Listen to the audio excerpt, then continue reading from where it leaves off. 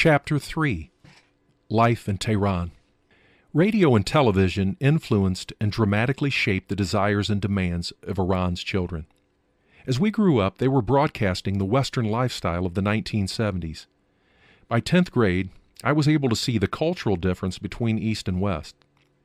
This was a far cry from reading about it and discussing it with my schoolmates. We had envisioned a prosperous West, but it was beyond our imaginations. The freedom Westerners enjoyed might as well have been happening on another planet because it was so far from the lives my classmates and I lived. The revolution had not yet happened in Iran, but we were still captive to the strict demands of Islam. Speaking out against Islam was taboo and costly. We witnessed the resistance of committed Muslims to the impact of Western culture and its clothing styles in particular on us younger generations. I sometimes felt embarrassed for attaching myself so strongly to Islam and depriving myself of the freedom my peers enjoyed. As a result, I started to limit my religious practices to only special religious days. We also started to question the unjust distribution of wealth in our country because of Western cultural impact.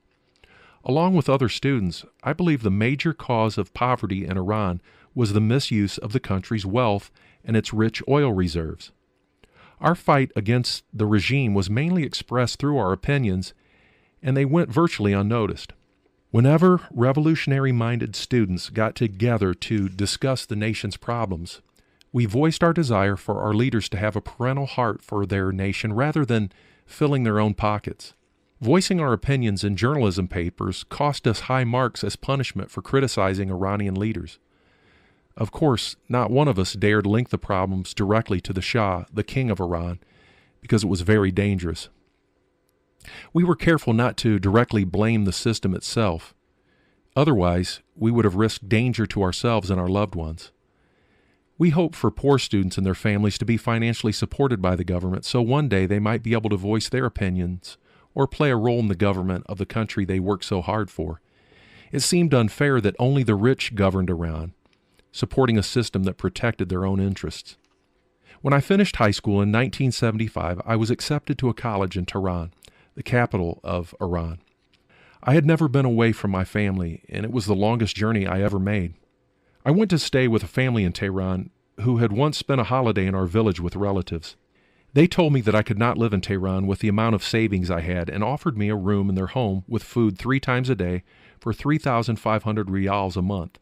At the time, that equaled about $50 US. I was taken aback by the family's request for money because such an invitation never involved a monetary exchange. It was a cultural embarrassment to even suggest payment while you yourselves are enjoying free food and holiday with relatives and friends.